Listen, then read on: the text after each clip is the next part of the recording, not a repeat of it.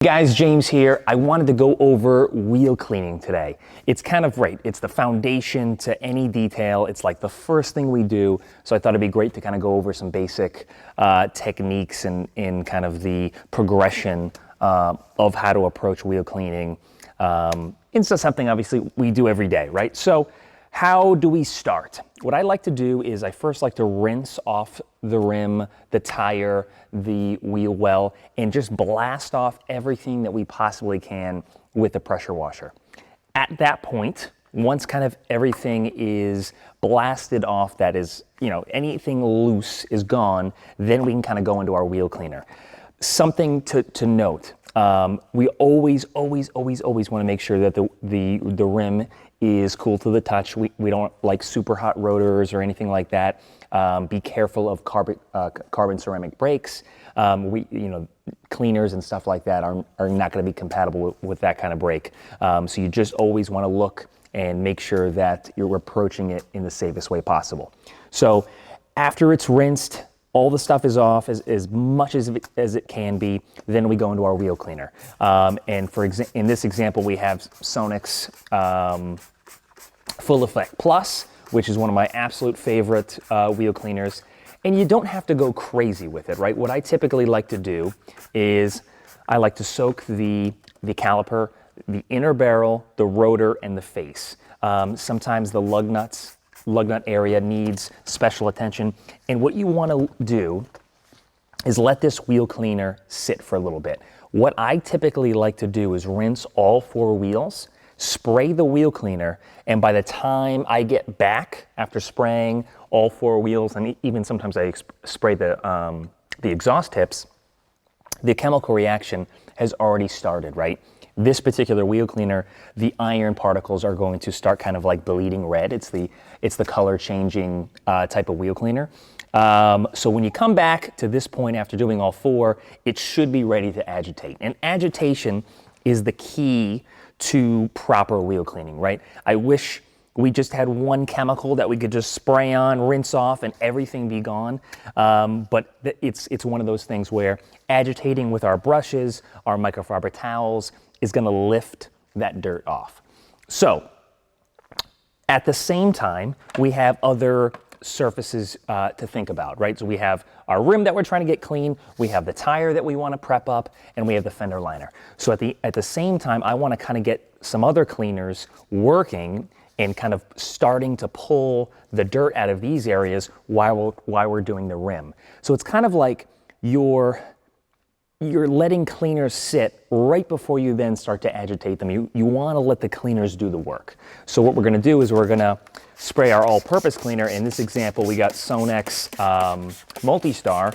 We're going to basically start spraying the fender liner, the tire itself, and we want to let that cleaner do its work. While that's happening, while that's kind of loosening up some of the dirt in the inside, we're going to go into our wheel cleaning tools. First up is our barrel brush, the Easy Detail brush, one of our absolute favorites, right? And what I like to do, again, this is super straightforward. I'm sure you've seen this a ton. Start from the top and just working kind of like move the brush side to side, over and over. And what you want to do is, especially with a multi-spoke wheel like this, you want to just make sure you're getting kind of behind each spoke. Now this brush is an absolutely awesome brush. It's designed to clean barrels really, really effectively. It's designed to get behind big brake kits, which is, again, this brush comes in handy. Another brush that you could use in this instance is something like a wheel woolly. I love this brush as well. You can get deep inside the barrel, but it has its limitations when it comes to large brakes. So again, keep working it side to side. And what my rule of thumb is, I like to do it twice. So I start at the top, I work counterclockwise, and I do 2 rotations of it kind of back and forth, just to make sure I didn't miss anything. After that point, I'll grab my tire brush, which is this one right here, and I'll start agitating. I'll grab a little bit more cleaner, and I'll start agitating the tire. And with this, you don't have to go crazy. Granted, later on, we're gonna treat the tire with Terminator and pull any of the remaining browning out. You just wanna kind of just get the initial dirt layer off here. You don't absolutely have to get every last bit of browning out. That can come later. Then we go into, we're going through our wheel bucket here, our lug nut wheel face brush. And let's grab a little bit of cleaner, put it into the brush, and then this is where we kind of do the face. We do kind of in between the spokes, and we're kind of going through here. Obviously, this is the perfect time to hit the face of the caliper, try to get in behind there. And again, this is, you don't have to be super intricate. The nice thing about all these tools is they overlap each other.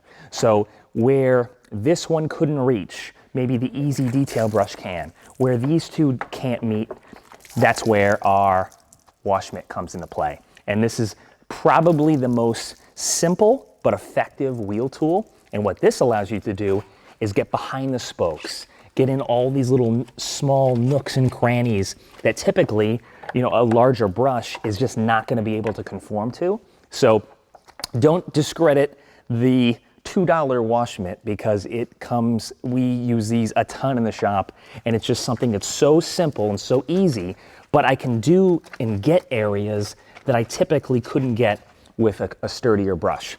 And then the last little, trying to think where it is now. Okay, here it is a foam detailing swab, which we talked a little bit about in other videos. I absolutely love these. And what this allows me to do is get in between the lug nuts and get all the dirt and grime that's kind of in between all these little zones here. On some other different wheels, you can even use them to kind of get in, around where the air valve is, all that kind of stuff. And then once this is kind of done, your last thing is going to be, and you can use again, the wheel woolly, you can use the easy detail brush. On larger vehicles, you might have to use a dedicated kind of like fender liner scrub brush. But what this is going to do is you're going to come in here and you're going to knock down all of the dirt that's in that fender well.